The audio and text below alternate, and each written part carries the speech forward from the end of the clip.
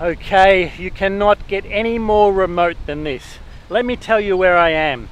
I started at Mahawal Beach. I hitchhiked with the Marines to Punta Herrero, which is a small lobster fishing community about 3.5 hours from Mahawal Beach.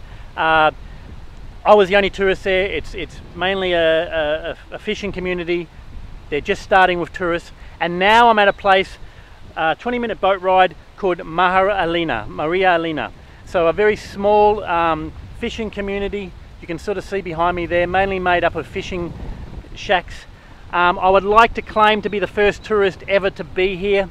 I'm not. There's been an Aussie who beat me and an American who beat me. But what's interesting in coming to these small communities which have no tourism is it really makes me think about the term, ecotourism. They wish to develop some tourism initiatives here. They wish to have kayaking, looking at the bird life, fly fishing, so very eco-friendly forms of tourism. But when you get into a community like this, you realize the impact humans have when they form a community. With regard to rubbish, rubbish is either burnt or it's, in the case of bottles or whatever, taken out. But with the sea, you're getting rubbish that's coming from other countries, from the sea itself, and I think it's a major problem. As I travel, I become more and more concerned with the amount of plastics that I see.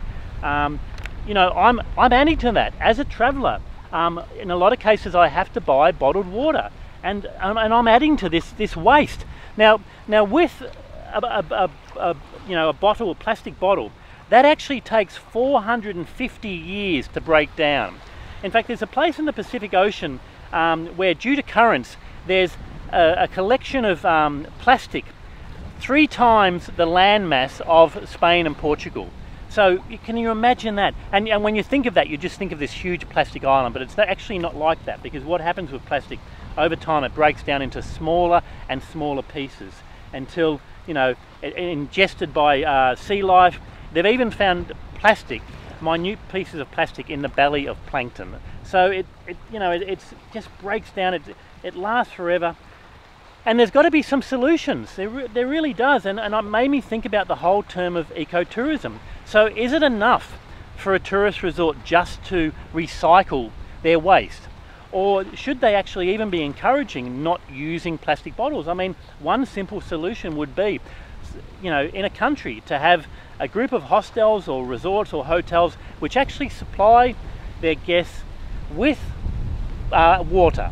And then their guests can, there can be some initiative where their guests can buy some sort of holding device so that they're not buying endless plastic bottles and adding to the waste. When I was in New Zealand, I met a very clever wine producer who was in the process of developing a plastic bottle that was biodegradable. The technology is there. Basically, with this bottle, they would put it in compost and it would break down over 6 weeks. Now I'm thinking, with a company like Coca-Cola, which is all around the world, why are they not using biodegradable bottles?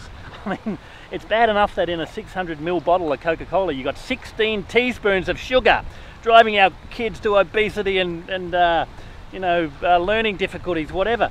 But this would be a simple solution. It is such a big problem. There have been so few places that I've been, one being that, right into the heart of the Borneo jungle, where I haven't seen plastic waste. Our waterways are like arteries. Anything that we put into them spread throughout the land. And even here, the remotest possible place one can be, no tourists at all, we've still got plastic waste everywhere, and I think it's a really big problem. So what do you think? As a tourist, is it enough just for resorts that call themselves eco-chic? I mean, that was a big one in Tulum. Eco-friendly, is it enough just to recycle the materials that you use, or should they be actually trying to cut back the use of plastics and waste into the environment? I'd be interested to hear your comments. Please comment below.